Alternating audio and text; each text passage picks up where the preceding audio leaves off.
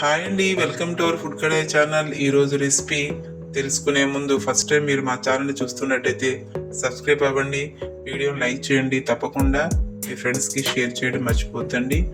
ఈరోజు రెసిపీ చేపల ఎగురు. దీనికోసం నేను 1 కిలో ఫిష్ తీసుకున్నాను. ఏ చేపలైనా పర్వాలేదు, సముద్రమైనా పర్వాలేదండి, చెరువైనా పర్వాలేదని మన ఇష్టం.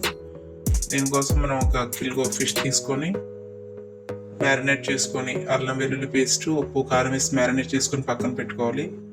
ఒక పెద్దవి 4 ఉల్లిపాయలు మిక్సీ చేసి పక్కన పెట్టుకున్నాను.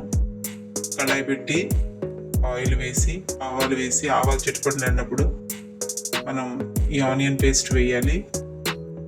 ఇది బ్రౌన్ కలర్ వచ్చేటప్పుడు మనం ఈ ఆనియన్ ఫ్రై చేయడంలో టేస్ట్ అంతా ఉంటుంది. బ్రౌన్ కలర్ అయిన తర్వాత 1 స్పూన్ అల్లం వెల్లుల్లి పేస్ట్ వేసి పచ్చిమిర్చి, కరివేపాకు, మన రుచికి సరిపడా కారం, ఉప్పు, నెక్స్ట్ పసుపు, ధనియాల పౌడరు, కొంచెం గరం మసాలా.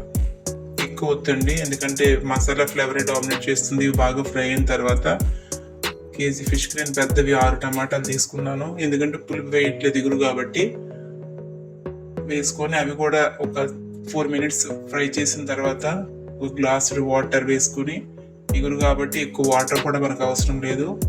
ఒక చిన్న గ్లాసు వాటర్ వేసుకొని మూత పెట్టి దగ్గరగా కుక్ అయిన తర్వాత ఆయిల్ సపరేట్ అవుతుంది కదా, ఆ టైంలో ఇలాగ సపరేట్ అయినప్పుడు ఆ టైంలో మనం మ్యారినేట్ చేసుకున్న ఫిష్ ముక్కలను వేసుకోవడమే. ముక్కలు వేసే ముందు మీరు సాల్ట్ సరిపడినంత టేస్ట్ చేసి పెట్టుకోండి. ముక్కలు వేసి, చేపలు కాబట్టి తొందరగా ఉడికిపోతాయి. ఒక 3 నిమిషాలు స్లోగా మగ్గించి చిన్న ఫ్లేమ్ మీద ఒకసారి టర్న్ అవుట్ చేసి కొత్తిమీరతో గార్నిష్ చేసుకొని 1 నిమిషం ఉంచి ఆపేయడమే. చాలా బాగుంటుంది, ట్రై చేయండి, తప్పకుండా నాకు కామెంట్ పెట్టండి.